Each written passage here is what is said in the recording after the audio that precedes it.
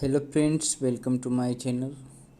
तो चलिए आज देखते हैं पॉलिटिकल साइंस से 10 क्वेश्चन। लेकिन ये 10 क्वेश्चन जो है यूपीएससी प्रीलिम्स 2023 से संबंधित है। 10 क्वेश्चन के अलावा भी है, लेकिन आज हमने यहाँ पे 10 क्वेश्चन को ऐड किया है। तो आइए देखते हैं पहला क्वेश्चन। कह रहा होमगार्ड के संदर्भ में निम्नलिखित कथनों पर विचार कीजिए। तो मुझे जहाँ तक पता चल रहा है, इसे आंसर इसका बी है, केवल 2। तो केवल 2 है तो 2 सही, तो एक गलत तो कोई होना चाहिए। तो को होमगार्ड अधिनियम और केंद्र सरकार के नियमों के अधीन समूत स्थापित किया जाता है।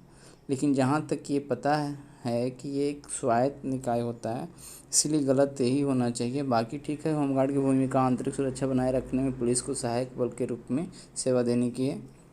अंतर्राष्ट्रीय सीमा तटीय क्षेत्रों में घुसपैठ रोकने के लिए कुछ राज्यों में सीमा विंग होमगार्ड बटालियनें समूह स्थापित की गई है। तो ये दोनों सही होना चाहिए। उस अनुसार से केवल बी आंसर होना चाहिए, केवल 2। ठीक है। और फिर जब आंसर किया आएगा तो इसको फिर से भी क्वेश्चन बन सकता है। अभी देख लेते हैं, आगे देखते हैं। भारत के संदर्भ में निम्नलिखित युगों पर विचार कीजिए। कृत्य या कृत्य जिस अधिनियम के अधीन आता है। तो यहाँ अनधिकृत रूप से पुलिस या सेना की वर्दी को पहनना, तो यह शासकीय गुप्तवार्ता अधिनियम 1923 इससे रिलेटेड ये है।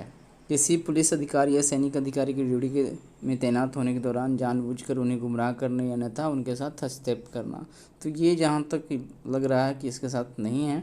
फिर है बंदूक तोप से अनुष्ठान पारक गोली गोला दागना जिससे अन्य लोगों की व्यक्तिगत सुरक्षा के जोखिम हो सकता है। यह आयुध संशोधन अधिनियम 2019। जैसे कोई पार्टी है, शादी है, तो उस समारोह में गोली ये सब दागते हैं। तो दागना तो ज़रूर है, बट किसी को नुकसान ना हो ये ध्यान रखना है।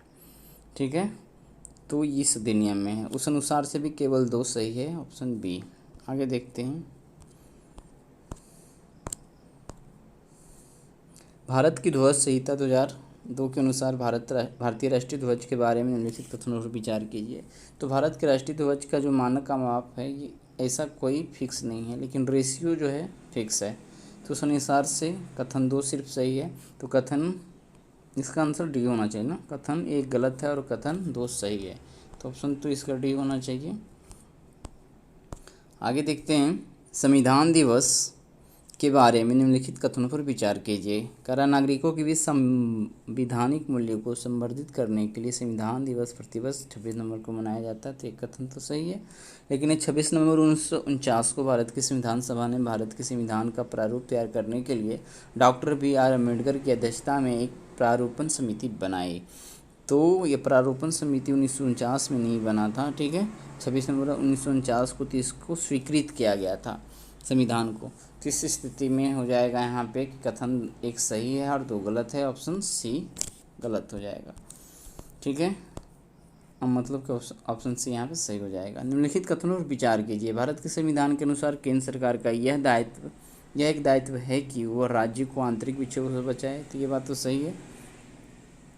अब इसमें है कि भारत का संविधान राज्यों को निवारक निरोध में रखे जा रहे किसी व्यक्ति को विधिक काउंसिल उपलब्ध कराने से छूट प्रदान करता है। फिर है आतंकवाद निवारण अधिनियम 2002 के अनुसार पुलिस के समक्ष अभियुक्त की संस्वीकृति को साक्ष्य के रूप में प्रयुक्त नहीं किया जा सकता है। तो जहाँ तक ये पता है कि ये सही है और ये सही है, तो गलत यहाँ पे यही होना चाहिए। फिर भी इंतज़ार रहना चाहिए कि इसका आखिर यूपीएससी जो है क्या देता है आंसर की, उसके अनुसार इसको करेक्ट कर लीजिएगा। लेकिन आंसर फिलहाल अभी यही है। आगे देखते हैं। भारत के राष्ट्रपति के निर्वाचन के बारे में निम्नलिखित कथनों पर विचार कीजिए। संसद के दोनों में से किसी भी सदन या राज्यों की विधानसभाओं में नाम निर्दिष्ट किए गए सदस्य निर्वाचक मंडल में शामिल किए जाने के लिए अर्ह हैं। आगे एक का जो भी कथन है सब अटपटा है, गलत है। कह रहा निर्वाच्य विधानसभा सीटें जितनी अधिक होती है उस राज्य के प्रत्येक MLA के वोट का मान भी उतना ही अधिक होता है। बाकी में उस तरह कहीं बात है कि मध्य प्रदेश के प्रत्येक MLA के वोट का मान केरल के प्रत्येक MLA के वोट के मान से अधिक है। पुदुचेरी के प्रत्येक MLA के वोट का मान और अरुणाचल प्रदेश के प्रत्येक MLA के वोट के मान से अधिक है, क्योंकि अरुणाचल प्रदेश की तुलना में पुदुचेरी में कुल जनसंख्या का निर्वाच्य सीटों की कुल संख्या के से अनुपात से अधिक है। तो जो भी है बैलेंस करके ही सीट तय किया जाता है। इसीलिए क्या है तीनों गलत होना चाहिए और सिर्फ सही ये है, और उसके अनुसार केवल एक होगा।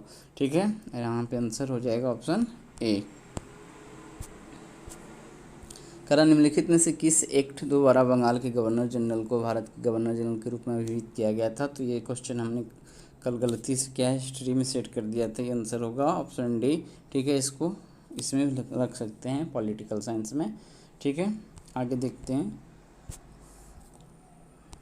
सारभूत रूप में विधि की सम्यक प्रक्रिया का अभिप्राय क्या है? तो इसको भी हमने कल देखा था, विधि के समक्ष निष्पक्ष प्रयुक्ति हो जाएगा। ठीक है, आगे देखते हैं।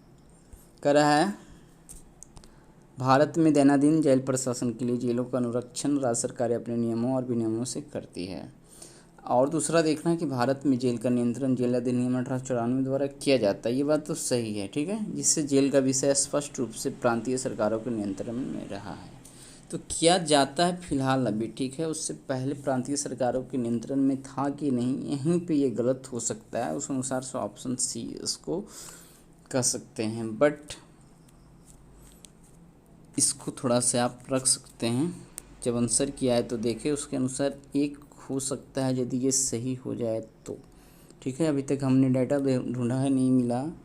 ठीक है, लेकिन इसको सी अभी ध्यान रख सकते हैं। ठीक है, चलिए आगे देखते हैं। एक और है, निम्नलिखित में कौन सा एक कथन किसी देश के संविधान के मुख्य प्रयोजन को सर्वोत्तम रूप से प्रतिबिंबित करता है? तो यहाँ पे ये हो जाएगा ऑप्शन सी है, सरकार की शक्तियों को परिभाषित और सीमाबद्ध करता है। ऑप्शन सी करेक्ट हो जाएगा।